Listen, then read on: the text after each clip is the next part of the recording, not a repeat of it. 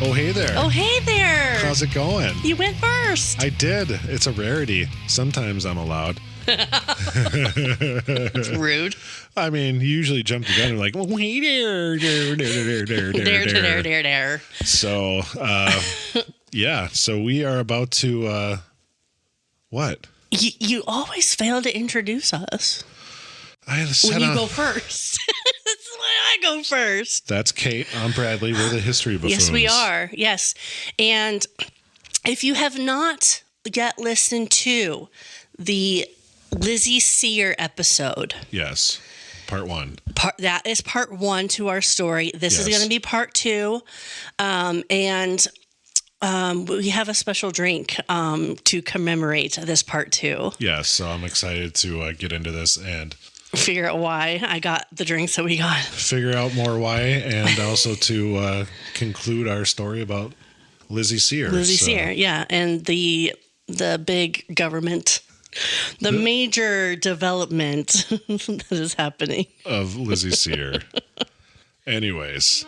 Okay. And so, here we go. Yeah. Okay. So I got us a pink drink. Pink drink. No, it is not Starbucks pink drink, which I don't even know what that is. But is that a thing? It is a thing. Apparently, it was on their hidden menu, and then people loved it so much that they put it on their actual menu. I don't know what it is. I don't care. All right. What I got is Seagram's Escapes. Jamaican Me Happy. It is called Jamaican Me Happy. Yep. It is from Rochester, New York. Yep. And it is essentially a wine cooler. It's pretty much what Pretty it much is. a wine cooler. So it's funny because wine coolers is a misnomer. It's malt based, so it is malt. It's more like a beer than a wine cooler, but they're just Bartles and James back in the day. They used to be wine based, and anyways, they're still considered a wine cooler, even though they're an alternative malt beverage these days.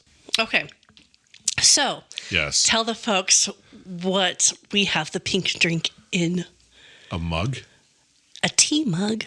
Yes. It's a pink drink in a tea mug. And there's significance to this, yes? No, I just wanted to shoot the shit and do something crazy. Ah, so what'd you do today? Organize the pink drink. Oh, okay.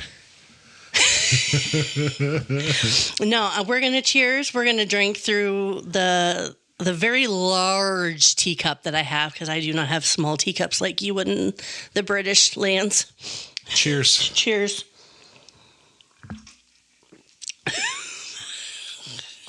That's so sweet. I don't think I've ever had one of these before. I used to sell a lot of these. Yeah. It was one of the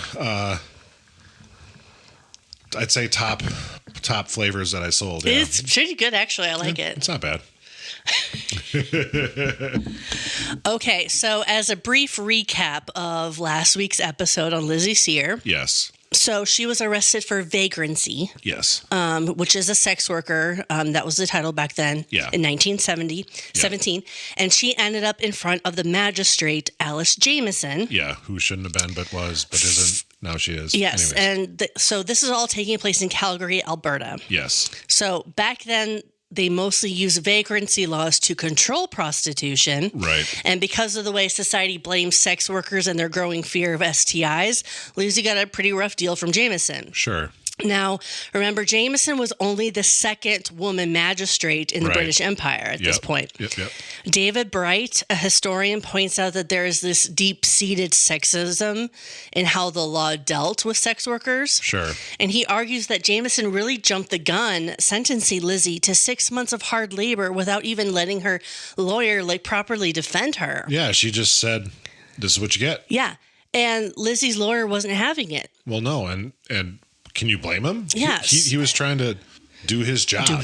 And he liked doing his job. So he appealed the case, and one of his arguments was that Jamieson, being a woman, didn't have the legal right to be a magistrate. Yep. But the Alberta Court of Appeal shot that down, saying basically that there was no legal reason women shouldn't hold office. Right.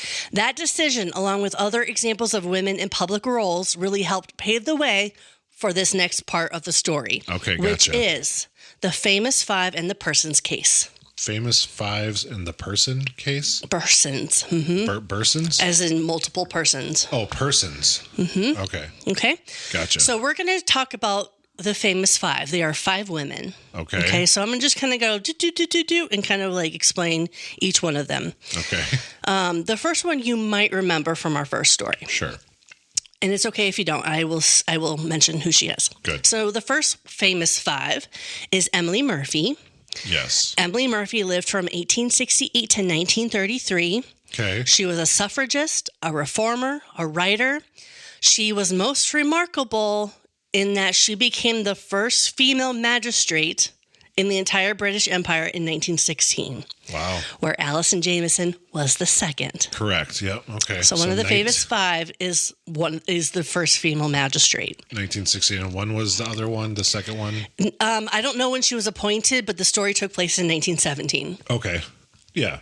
All right. Yes. So before that, Emily Murphy really focused on getting women the right to own property. Right. She pushed hard for what became the Married Women's Protective Act in Alberta in 1911, okay, which gave wives and kids some security if their husbands end up leaving. Sure. And her work as a judge and her advocacy for women and children made her pretty famous across Canada. Right. And because of all that, a lot of people wanted her to be appointed to the Senate. Of course. But the federal government said women aren't qualified persons. Jesus Christ. Super polite way of saying no. Yeah, you suck. Now, Emily Murphy is not one to back down. Well, good for her. She has the saying, quote, "Whenever I don't know whether to fight or not, I fight," end quote. I know that's supposed to be like moving, but no shit. But okay. Famous five, number 2, Louise McKinley. Louise McKinley. Nope. Louise McKinney. Louise McKinney. Lived 1868 to 1931. Okay. She was a dedicated organizer and a huge supporter of the Women's Christian Temperance Union. Okay. A group that was really focused on protecting women and children by getting rid of alcohol. Oh, as I'm about to take a sip Yep, of one. let's do that right now. Let's cheers to prohibition. Louise was known for being determined, hardworking, and not afraid to speak her mind. Good. Her activism played a big role in getting women the right to vote in Alberta, and she was also a major force behind prohibition, which went into effect in 1916, though it was later repealed, we all know. Yep. She also fought for the Dower Act in Alberta, which gave women the right to stop their homes from being sold or mortgaged without them knowing. Because, holy crap, apparently you can just lose your house. That's wild. Famous five, number 3. Yes. Henrietta Edwards. Henrietta. Mm-hmm. Okay. She lived from 1849 to 1931. She was the oldest out of the 5. Do all of these die in like the early 30s? Good Lord. No. Okay, good. Henrietta Edwards was an artist and a legal expert of sorts. Both men and women would come to her for advice on legal matters, especially those affecting women and children. Makes sense. In 1893, she played a key role in founding the National Council of Women of Canada. Okay. It's still around today, and it's working to improve life for women, families, and society as a whole. Right. Henrietta was known for being thoughtful, caring, and really determined. Well, that's nice. She believed women shouldn't be slaves to fashion, that it distracted them from more important things. She even refused to wear corsets, which was a thing at the time. Sure.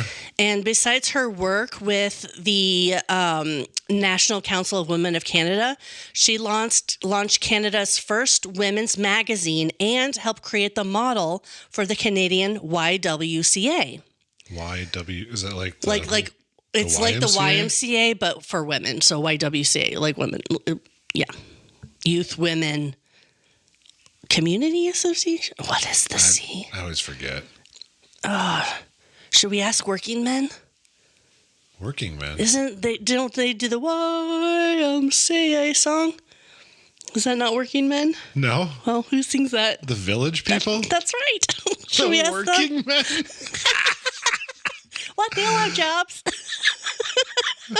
Oh my God. The working men. The Village People. Oh, wow. What? They all have jobs. There's a fireman and a policeman. Yeah. They're all working men. I'm sorry, Native American? Okay, so Henrietta Edwards was also one of the founders of the Victorian Order of Nurses in 1897. Okay. She and her husband, Dr. Oliver Edwards, lived on several Indigenous reservations in Saskatchewan and Alberta. Ooh, Saskatchewan. Her wise and compassionate advice earned her the name Otter Woman. Otter? Mm-hmm, from the women that she lived with, from the people that she lived with. Oh, okay. Okay, famous five, number 4. Famous five, number 4. Irene Parlby. Oh, I've heard of her. Have you? No. She lived from 1868 to 1965. Holy shit, someone made it past the 30s. Yes, she was actually born in London and then became a farmer's wife out in Western Canada. Okay. She was a huge advocate for rural farm women in Alberta. In 1916, she organized and became the first president of the United Farm Women's Association. Great organization. Irene was known for her elegance, charm, and quiet determination. Okay. She wasn't looking to get into politics, but she ended up being elected to the Alberta legislature Against in her will? 1921. Okay. She was part of the United Farmers of Alberta Party. Oh. And she even became the first female cabinet minister in Alberta and the second in the British Empire. Wow. Despite this, she was incredibly effective. She convinced the Minister of Health to create mobile medical clinics, the Minister of Education to set up distance learning, and other ministers to make significant changes for rural Albertians. Okay. Albertans. Albertans or Albertians? Albertans. Albertans. She also became known as the Minister of Cooperation.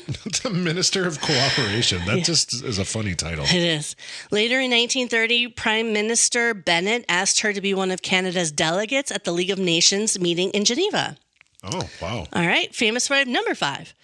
This is Nellie McClung. She lived from 1873 to 1951. Okay. She was a real powerhouse, a novelist, reformer, journalist, and a key figure in the suffragette movement. Gotcha. She was known for being feisty and charismatic. Okay. With a knack for winning people over with humor. That's what I do. I feel like that's me. To a T. I'm a novelist, a reformer, and a journalist, and I am feisty and charismatic. None of the above. Okay. You really are none of those. Beneath the charm, she was incredibly determined. Sure. She spearheaded the fight to get women the right to vote in North America, and her work directly led to Manitoba being the first province to grant women suffrage and the right to hold office in 1916. So she fought for North America, so she fought for it in like the United States too, not just Canada? Mm-hmm. Wow.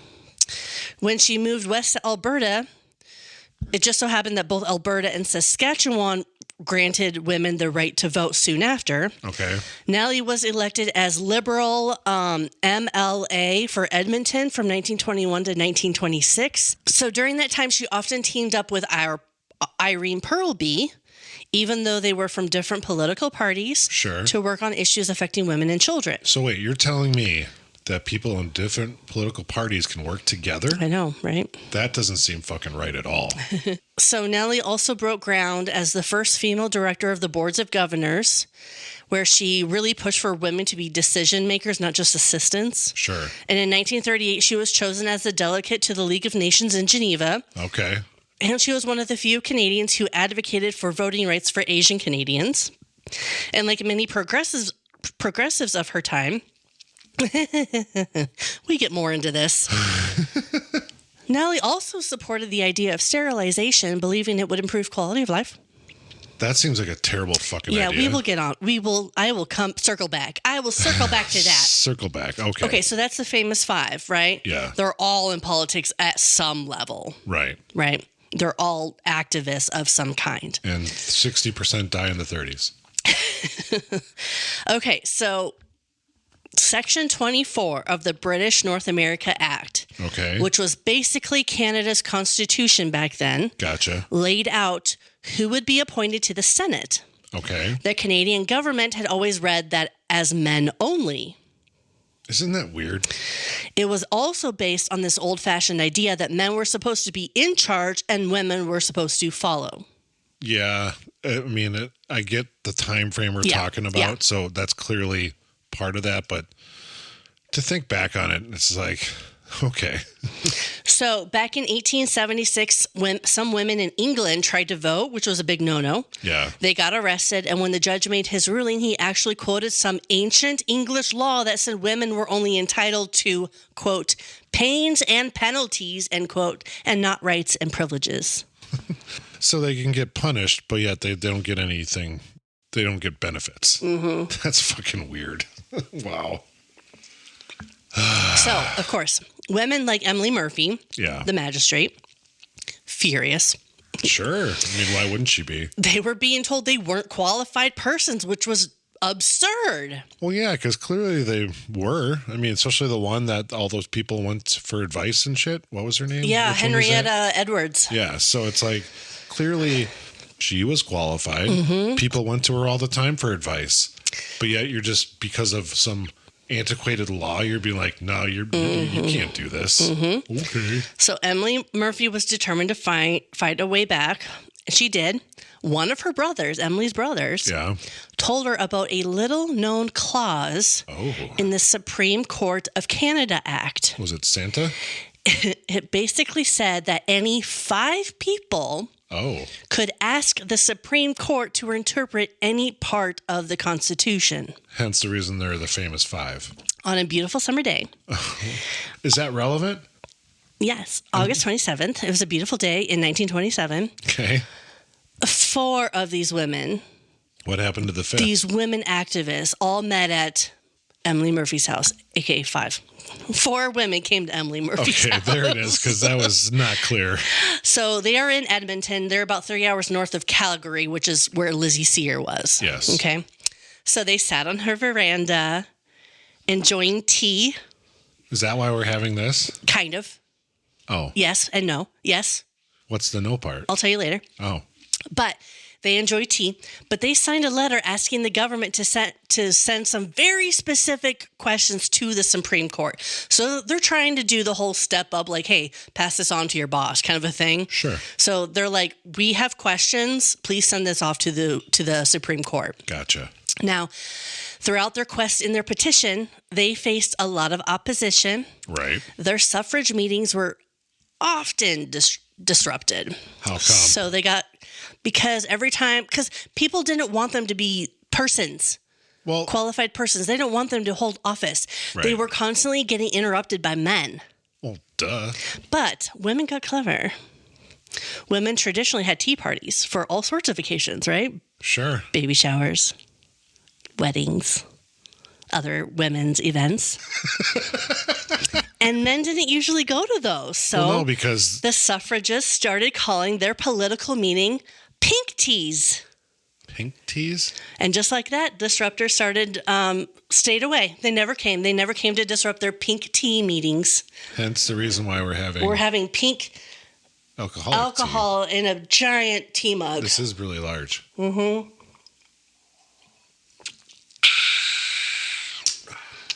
Okay. So that is why we have a pink drink. I appreciate the interaction here. Okay.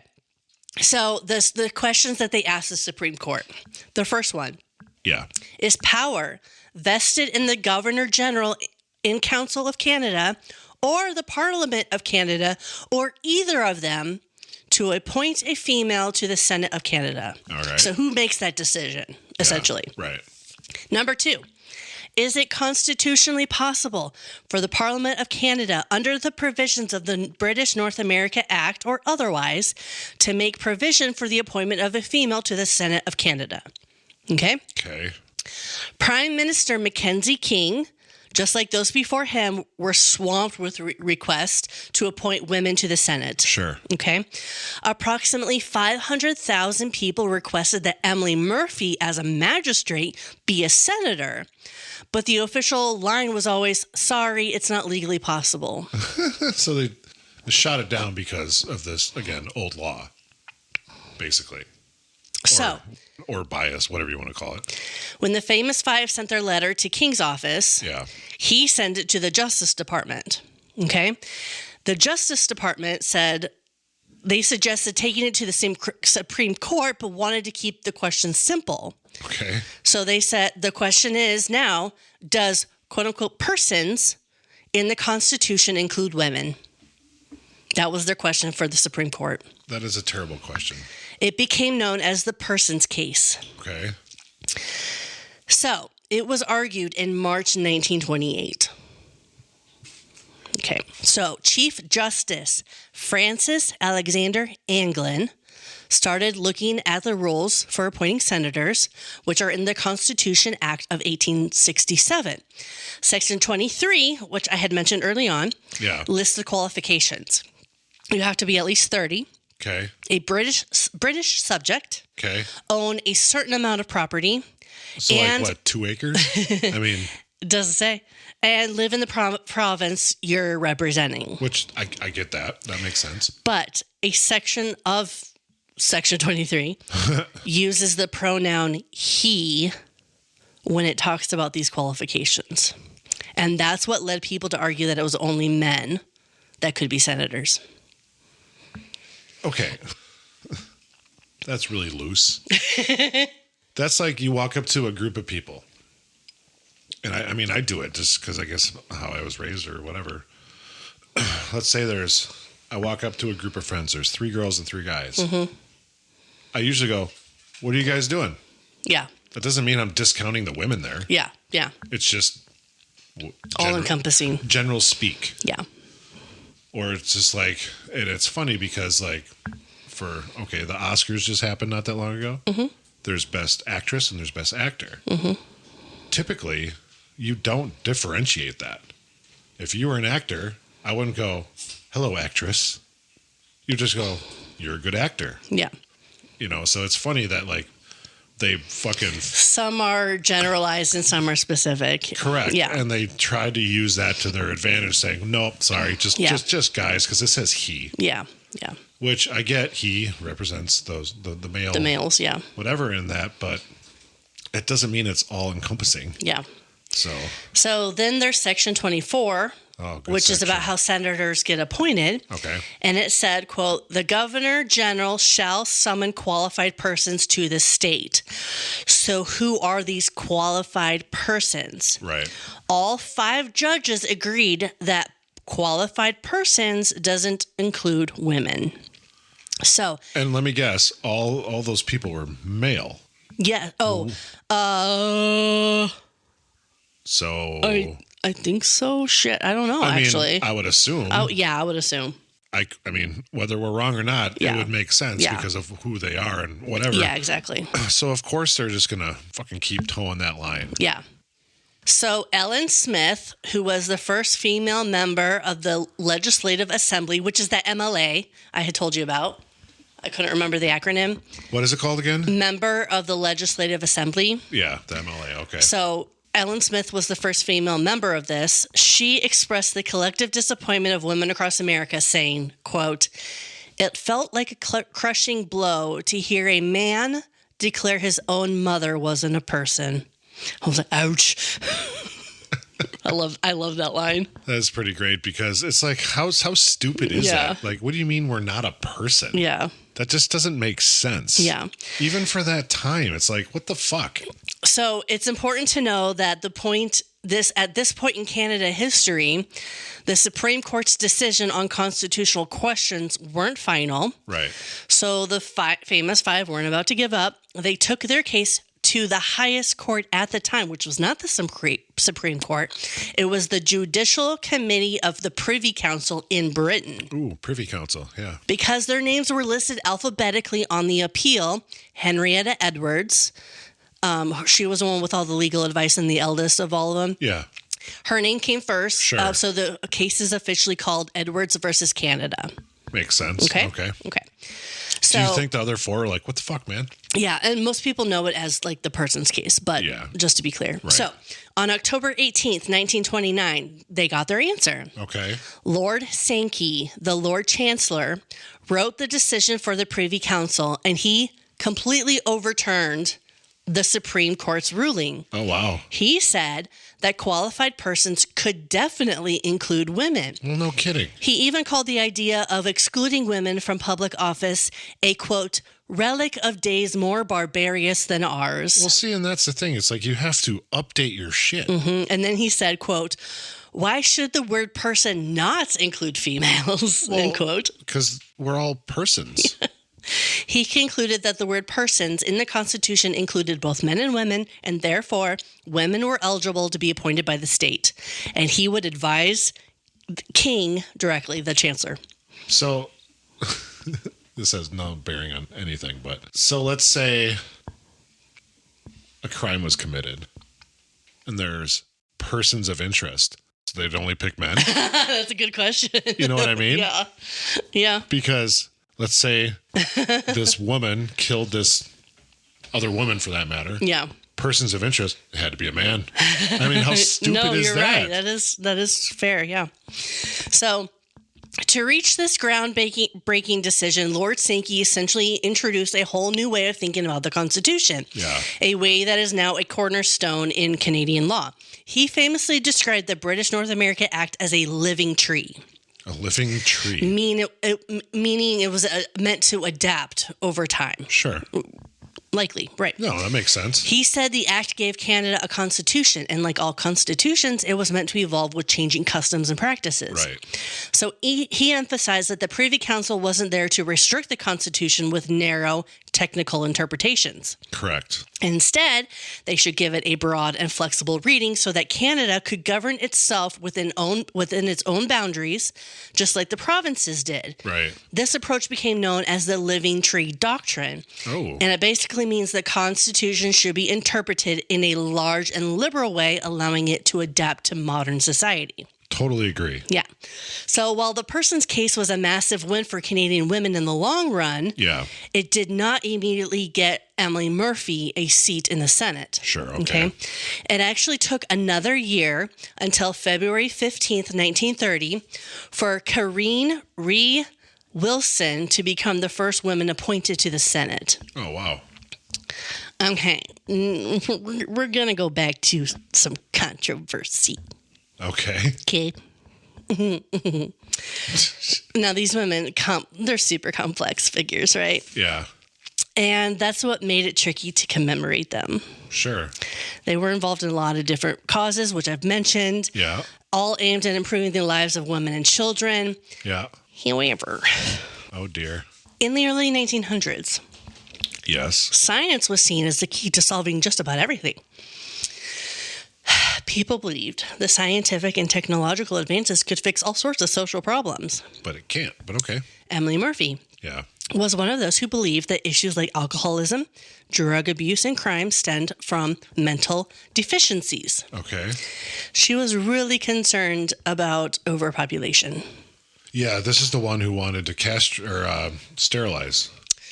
Right. In a 1932 article, she argued that overpopulation was the root of many of our problems and that nothing could truly be fixed until it was addressed. Oh, good Lord. As tensions leading up to World War II grew, Murphy, a pacifist, even theorized that wars were caused by nations needing more land for their growing populations. That's not what it was at all. You had psychopaths wanting to fucking just conquer. She believed that population control would reduce the need for land and therefore eliminate war. Wow, she is fucking stupid then. Her solution is to sterilize people, right? Eugenics. Yeah. She supported selective breeding. I hope they didn't do selective breeding. Selective breeding and forced sterilization of people she considered mentally deficient. So what, she got the pick? I know, right? Fuck her. She argued that those she deemed mentally and socially inferior were reproducing at a higher rate than what she called, God, this is terrible, quote, human thoroughbreds. So, wow. Oh, I'm not done. She lobbied the Alberta government for forced sterilization, claiming that mentally defective children were a threat to society and a financial burden on the state, and that mental deficiency was hereditary. She even wrote to the Minister of Agriculture and Health, George Hoadley, about 2 women in mental institutions who had multiple children, calling it a crime to allow them to reproduce. The Alberta government passed a eugenics law in 1928, though initially it required a parental or guardian consent. Sure. Later, after Murphy's death, the government amended the law to allow forced sterilization. So, largely due to Murphy's strong advocacy, thousands of Albertans were sterilized without their knowledge or consent under the Sexual Sterilization Act, which wasn't repealed until 1972. That is diabolical. Oh, we're not done. What a piece of shit she was then. We're not done. I mean, it's funny because you're like, go women. Go women and children, but not these women and children. But apparently go fuck yourself because I get to tell you if you can breed or not. Fuck you. Nellie McClung. Yeah. She was also an advocate for eugenics movement. The act sterilized... Okay. Can I say something real quick? Yeah. You're building women up really good. You're shooting them fucking down right now. Wow. So the Sterilization Act sterilized more than 2,800 people against their will and awareness from when it took effect in 1928 until it was repealed in 1972. That is wild. Irene Parlby, also on the eugenics train. What was in this pink drink? Seriously, fucking dumb bitches. She expressed sympathy for the mothers of mentally ill children and stated that the great and only solution to the problem was the sterilization of feeble-minded persons, which now include women, by the way. Henrietta Edwards. Was she on this train too? She was also a supporter. God Lord. And she promoted... I feel bad that I liked these people 2 minutes ago. I know. She promoted positive eugenics, which is promoting the breeding of fit members of society. So again, like thoroughbreds. Mm-hmm. I thought you were going to be like sterilizing them with a smile. Positive eugenics. It'll be fine. We can do it. This is great. You're going to love it. It is not known if Louise McKinney supported mandatory sterilization of mental defectives. Come on, however, McKinney, redeem women. Seriously. She did advocate for the creation of institutions to care for feeble-minded people and to prevent their procreation. So she promoted the buildings, the institutions. She was adjacent. She was. Yeah. And she also promoted really strict immigration laws. Well, okay, that's fine, but well, I don't know.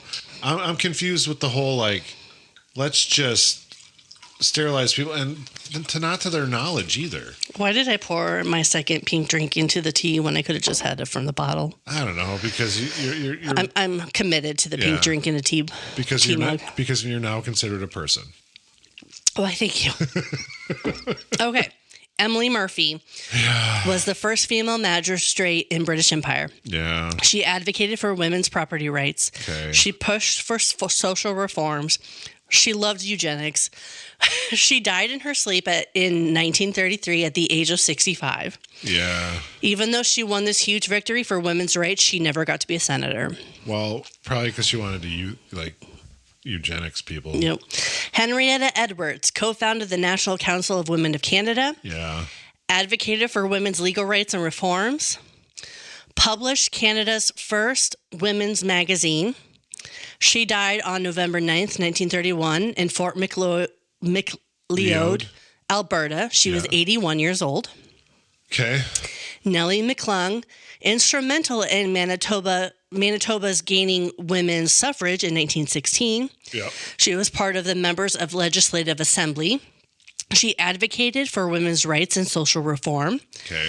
First female director of the CBC's Board of Governors, whatever the hell that means. Delegate to the League of Nations. Yep. She died in Victoria, British Columbia on September 1st, 1951 at 71 years old. Okay. Louise McKinney, elected to Alberta legislature in 1917, first woman elected in the British Empire. Yeah. Advocated for women's suffrage and prohibition. And eugenics. She was the one that were like, she was the institution one. She was the adjacent. She championed social welfare measures, and she died on July 10th, 1931 at the age of 63. Okay.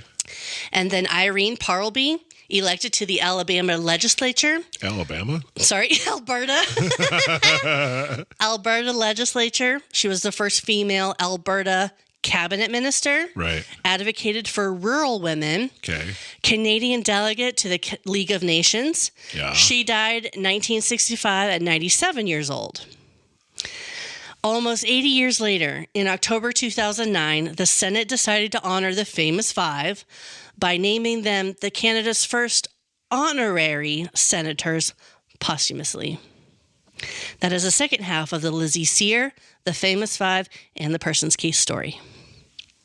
So are we done with Lizzie Cyr? We're done with Lizzie Cyr. She was the catalyst. Oh. She was a catalyst because she was not considered a person, and the lawyer Cameron said that the magistrate shouldn't be a magistrate because she was a woman. Well, okay. You did a really good job at building this up in the beginning. Did I pull the rug from out underneath your feet? Yeah, I kind of fucking hate these people now. Fuck them. Fuck the five. Seriously. It's like you can do all the right things, and then this one thing, you just, Well, and it's not, it's like, who are they to say, like, no, you can't breed anymore. Yeah. Let's use some eugenics. Yeah. Let's sterilize you. you. And, like, I get maybe to a degree what they were trying to go, but then who are they to fucking say? Mm-hmm. Isn't that nuts? I mean, you're finally a person. Don't be a dick. Seriously. You're finally a person, and you're limiting the rights of these other quote-unquote feeble-minded people. Yeah, because... Stupid. And that's my point. It's like, cool, look what you did. You made a great movement for women. You're now people. Thank God. I don't know what you were before. But yet, I don't know. Like, they were playing God in a way. Yep. Because they were just trying to get more power, it seemed, to a degree. I know that's not really a straight line there, but now let's use that power to be like, you can breed. You're a thoroughbred. Yeah. You can't breed. It's like, fuck you. Yeah, they're very contradictory. Very. Yeah. That's why it's like, you built them up. I'm like, this is an uplifting story. Yeah, awesome women. Fuck these people. Good Lord. And the fact that it lasted till 1972. Yeah, that's awful. That's terrible. I mean, seriously. Penny's cleaning her daughter, Bonnie. Aw. Yeah. That's super sweet. So how do you feel about the pink drink in the giant tea mug? It was delicious. Yeah, it actually wasn't bad. It was a nice little treat. It was a little different from what we normally do. Nice, cute little wine cooler called Jamaican Me Happy. Yeah. I mean, thank you, Seagrams. I did escape.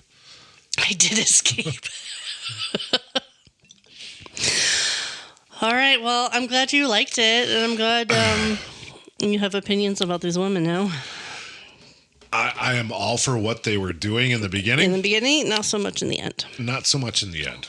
Again, it's just wild to think that like they had all these good ideas and like let's advance women's standing in society basically, and then they fucking had to, in my opinion, tarnish a little bit what they did. Yes. By like, hey, we should probably start sterilizing people because we think we should. Yeah. All women are persons. Except for you. For you, because you're feeble-minded in my eyes. Yeah. Or whatever. I mean, good Lord. Yeah. They had some controversy follow them, that's for sure. Well. But of course they have statues for them. Well, and they posthumously got awarded a honorary senator seat or whatever. Honorary Senate. I mean, I feel like we should write a strongly worded email and get that revoked right away. For all those poor people, 2,800 people from, was it 30-something to 72? I don't remember the front year. I don't remember the front year. Doesn't matter. But yeah, to 72. Yeah, 2,800 people were sterilized because they thought, and obviously most of them were dead by 72, but all of them were dead by 72. But, fuck, that's just, I don't know why it's irritating me so much. Because I kind of... Like I said, pulled the rug out from under you. And that's why I think it's just like, caught me off guard because like building up. I'm like, yeah, go these women. They're doing great things for all these people and that are now persons. And I'm going to start referring to women as persons on their behalf. Hey, the famous five said I could. But anyways. So I think we have some time for an idiom. I would love to learn one from you. Yeah, let's let's figure one out. Okay. So the first idiom, I'm going to do 2 today because the reason being, I said one of these and I was hoping you might catch it, but I'm sure I caught it and didn't say anything. You might have, but so I'm not sure if you did. Doesn't matter. Can I guess? Yeah. What, my whistle? No. Oh. I said that one during this episode. Yes. This one is, I said, was it, I guess I don't even remember which one I said it in. Was it Elizabeth or was it something else? Cut to the quick. Oh, yes. Yeah. So the phrase cut to the quick comes from the idea of cutting through the dead skin to reach the sensitive living tissue underneath. Oh. Yeah.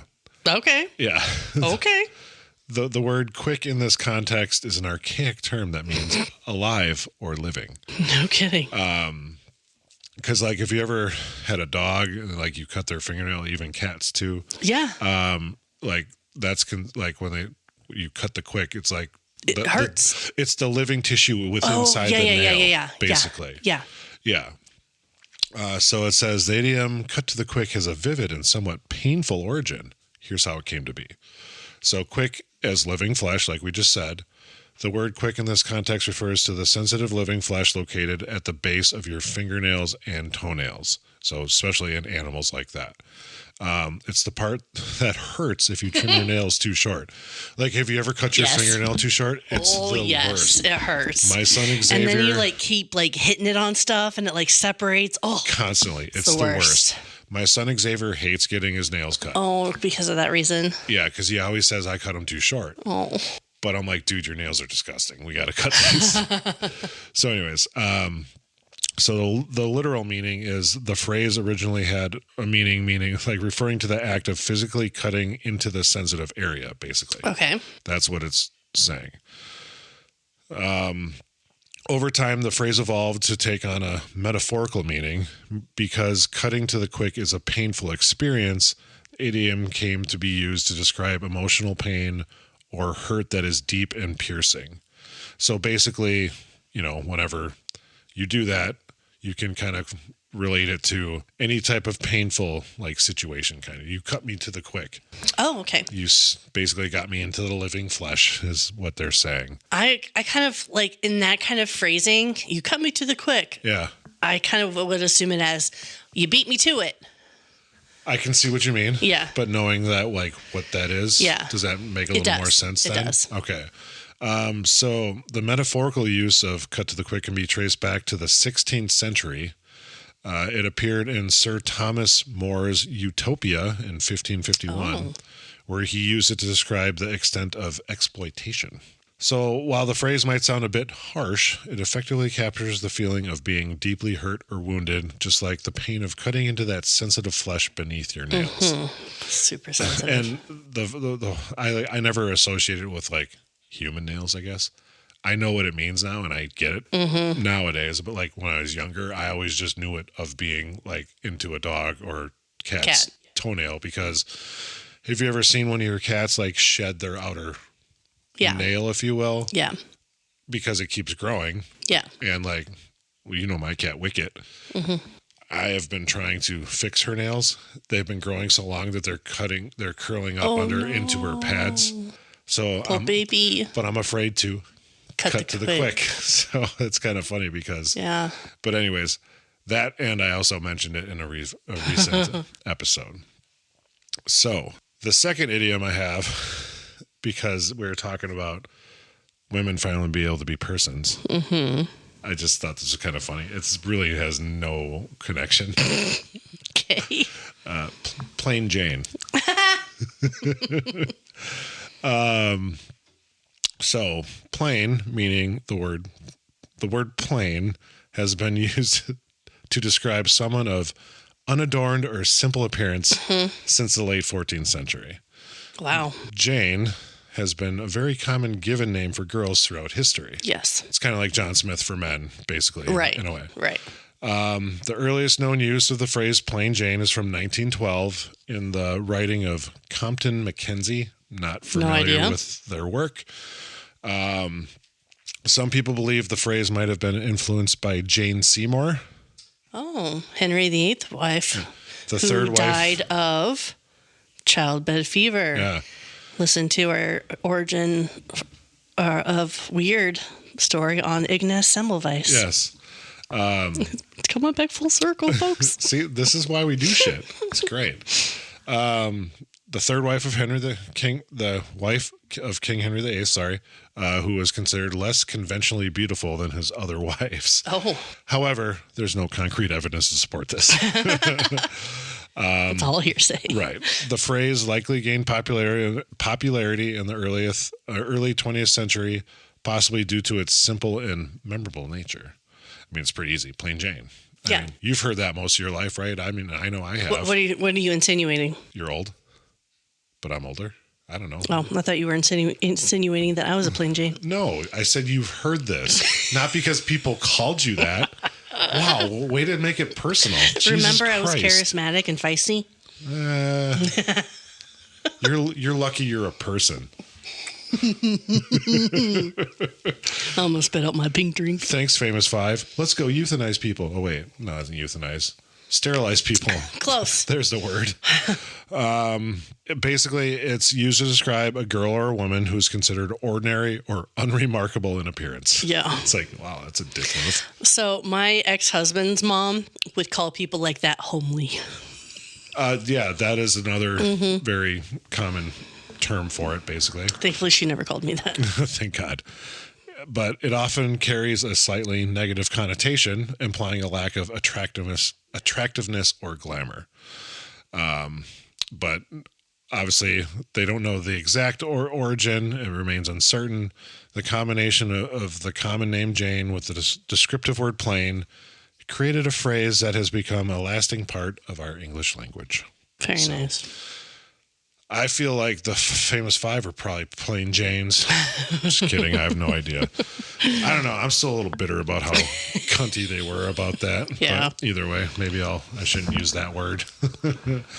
There's going to be a lot of microphone sounds. Microphone. Well, I suppose. All right, buffoons. That's it for today's episode. Buckle up because we've got another historical adventure waiting for you next time. Feeling hungry for more buffoonery? Or maybe you have a burning question or a wild historical theory for us to explore? Hit us up on social media. We're History Buffoons Podcast on YouTube, X, Instagram, and Facebook. You can also email us at historybuffoonspodcast@gmail.com. We are Bradley and Kate.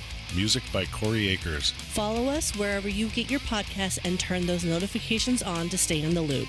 Until next time, stay curious and don't forget to rate and review us. Remember, the buffoonery never stops.